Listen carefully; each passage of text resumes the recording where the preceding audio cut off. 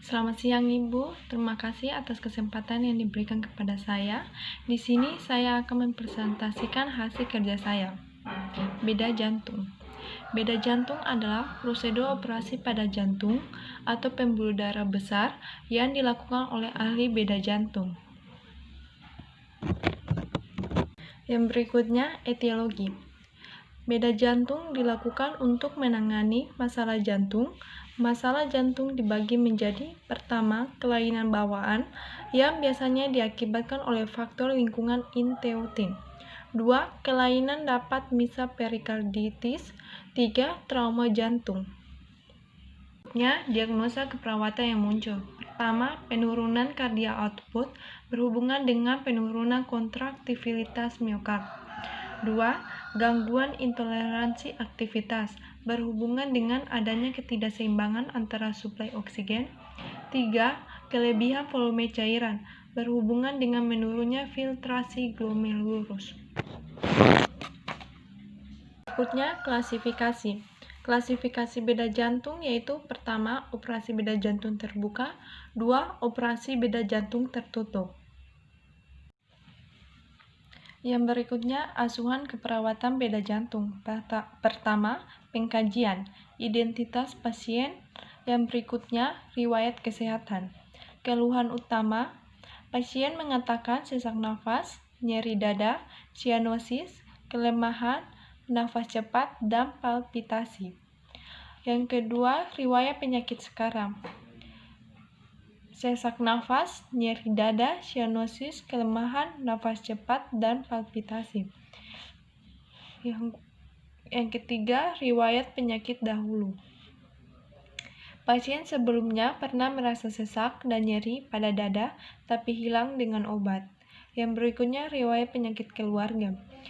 Tidak ada anggota keluarga pasien yang mengalami kelainan jantung.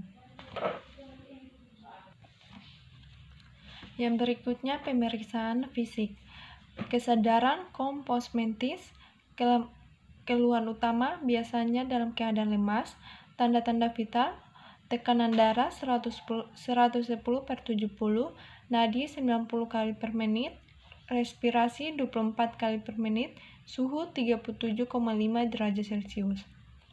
Pertama, kepala dan leher. Kepala dan leher, rambut keriting, ada lesi, distribusi merata. Wajah normal, konjungtiva pucat. Hidung, pernafasan, cuping hidung, tidak ada polip. Mulut bersih. Leher, tidak teraba adanya pembesaran kelenjar tiroid. Yang berikutnya, jantung. Inspeksi, tampak ictus cordis, palpasi, ictus cordis kuat angkat, perkusi, batas jantung melebar, auskultasi 1 dan 2 melemah. Yang berikutnya, sistem integumen. Kulit kering dan tugal kulit juga jelek. Yang berikutnya, genitalia. Bersih, normal, tidak ada penyakit kelamin, dan tidak ada hemoroid. Yang berikutnya, pengkajian fungsional Gordon. Pertama, persepsi dan pemeliharaan kesehatan, yaitu pasien mengatakan kesehatan merupakan hal yang penting. Jika ada keluarga yang sakit, maka akan segera dibawa ke pelayanan kesehatan terdekat. Yang kedua, pola nutrisi dan metabolik.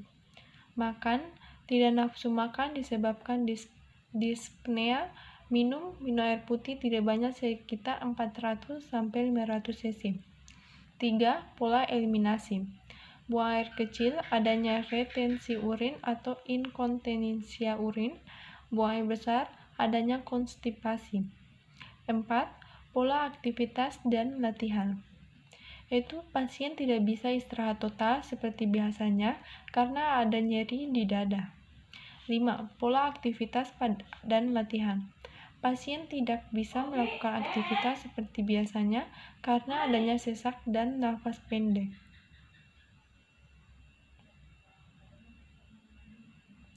6. Pola persepsi sensori dan kognitif. Pasien sudah mengerti tentang keadaannya dan merasa harus segera berobat. 7. Pola hubungan dengan orang lain.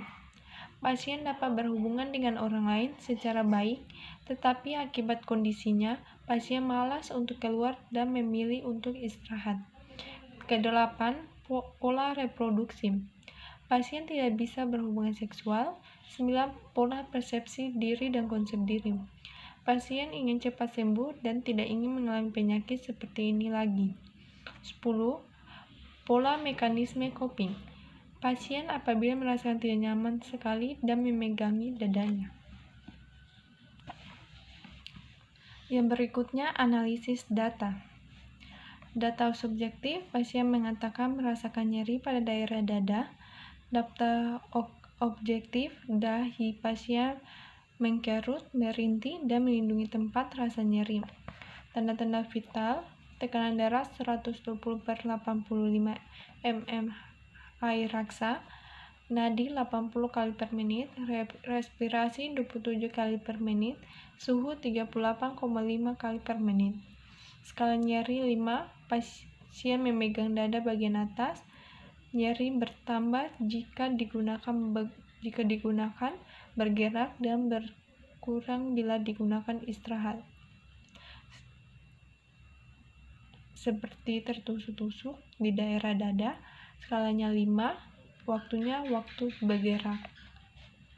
Etiologinya trauma operasi, problemnya nyeri. Diagnosa keperawatan, nyeri berhubungan dengan trauma operasi.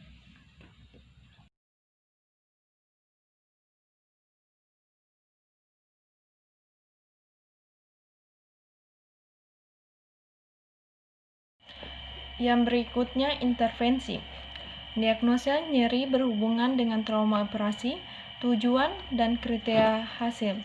Setelah dilakukan operasi keperawatan selama 1x24 jam, diharapkan nyeri pasien dapat berkurang dengan kriteria hasil. Pertama, pasien dan keluarga pasien mengetahui penyebab dari nyeri.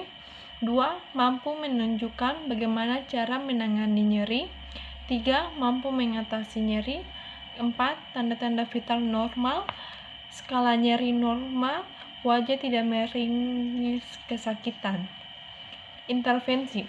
Pertama, observasi TTV. 2. Tentukan riwayat nyeri. 3. Berikan tindakan kenyamanan dasar. 4. Penggunaan keterampilan manajemen nyeri. 5. Kolaborasi. Rasional. Pertama, untuk mengetahui keadaan umum pasien. 2. Untuk mengetahui skala nyeri. 3. Meringankan nyeri dan memberikan rasa nyaman. 4. Memberikan rasa nyaman pada saat nyeri.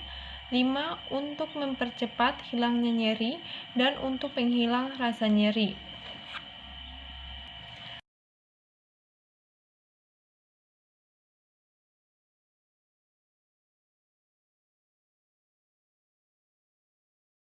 Yang berikutnya, implementasi. Pertama, mengobservasikan TTV. Respon data subjektif, keluarga pasien mengatakan pasien agak mendingan, tanda-tanda vital normal. 2. Kolaborasi memberikan obat. Respon pasien, data subjektif, pasien mengatakan segera minum obat. Data objektif, pasien kooperatif. 3. Menggantikan balutan dengan teknik steril. Respon data subjektif, pasien bisa mengajak kerjasama. Data objektif, tidak ada tanda-tanda infeksi. Keempat, mengajarkan teknik relaksasi, kompres air hangat, dan fisioterapi dada. Respon data subjektif, pasien bisa menerima apa yang diajarkan. Data objektif, skala nyeri berkurang, demam menurun, dan tidak ada sesak.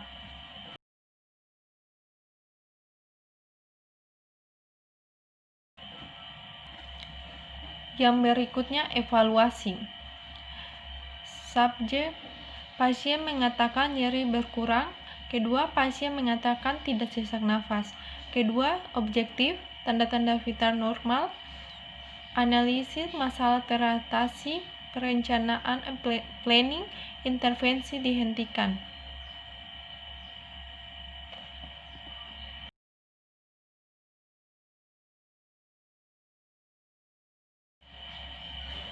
Sekian, itulah hasil dari pekerjaan saya. Terima kasih.